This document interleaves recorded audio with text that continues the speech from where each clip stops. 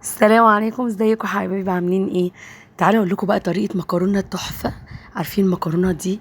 انا كنت قبل كده في السيده وشميت ريحه مكرونه او ريحه اكل، فببصت كده لقيت فيه محل عليه زحمه نار نار، مش قادره اقول لكم عامله ازاي. قعدت اقول هو زحمه ليه كده؟ اكيد في سر. وطبعا كلت. هو عباره عن مكرونه بس، يعني بيقدم طبق مكرونه بس شويه صلصه معمولين ازاي. فضلت طبعا ابحث وكده لحد ما عرفت طريقه المكرونه دي. عندنا كان في محل اسمه انسجام، فكانوا بيقولوا المكرونه اللي هي بالبصل دي بتاعت انسجام. ما علينا، ايا كان هي ايه او تبع مين، انا وصلت لتفاصيلها وتحفه بجد. تعالوا اوريكم هنعمل ايه مع بعض. عندي هنا بصلايه على النار زي ما شفت في الفيديو، بصلايه على النار، شويه زيت. هفضل احمر في البصله بتاعتي لحد ما توصل للكرمله اللي انا عاوزاها دي. بصل الكشري عارفينه؟ تمام كده. هصفيه من الزيت خالص وهاخده على جنب. في نفس الزيت هنزل بمعلقتين سكر كبار. تمام. ومش هحرك الزيت السكر لحد ما يبتدي ياخد لون كده زي ما بنكرمل السكر عادي. بس هبتدي اقلب بقى معايا بالسباتولا كده واحده واحده لحد اما ايه، اما يبتدي ياخد لون ويكرمل واتاكد ان مفيش اي حبيبات من السكر خالص.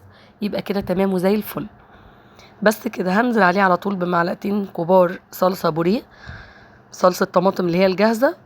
وطبعا معجون الطماطم اللي احنا ضاربينه مع بعض. عندي طماطم ضربتها في الخلاط وهنزل بيها مع الكلام ده. ما ضفتش اي حاجة تانية غير توابل. التوابل بتاعتي عبارة عن ايه؟ ملح، فلفل، كمون، وسنة صغيرة قوي جوز الطيب.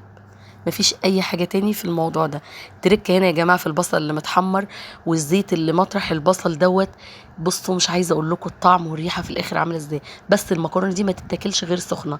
بعد ما الصلصه بتاعتي اتسبكت نص تسبيكه كده، جبت البصل وفركته بايدي ناعم وقعدت عملته يعني هرسته بايدي كده ناعم قوي قوي وفضلت افرك فيه جامد. خلاص كده لحد ما حسيت ان انا ايه يعني على قد ما اقدر ان انا نعمته يعني. لكن ما نعملوش في الكبه، هو حلاوته ان هو كده بالايد مش في الكبه بس. وهننزل بيه بقى على الصلصه بتاعتنا وهنسيبها تاخد وتدي بقى بقيه التسبيكه بتاعتها مع نفسها. التوابل بتاعتنا ملح، فلفل، كمون، سنه جوز الطيب صغيره. المكرونه دي تتاكل سخنه، لو بردت ما تحسوش بطعمها زي وهي سخنه. خطيره خطيره. سلقت المكرونه بتاعتي.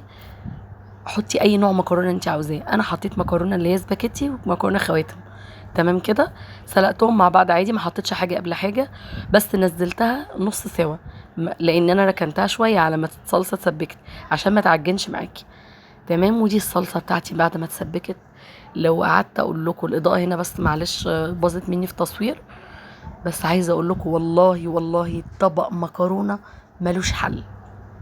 عايزه اقول لكم مش عايز يتاكل جنبيه اي حاجه يعني، ولا عايز لحمه ولا عايز اي حاجه، هو لوحده كده باشا حلو جدا. ريحه الصلصه كانت قلب البيت والله العظيم. والله انا ولادي وجوزي اول ما يعني ما جوزي جه كده بيقول لي في ريحه اكل حلوه، عامله اكل ايه؟ فبصت لقى طبعا المكرونه ده. قال لي ايه ده؟ انا باكله بره بيبقى جميل على فكره وبيبقى غالي يعني، وهو اصلا تفاصيله والتركات بتاعته مش كتير.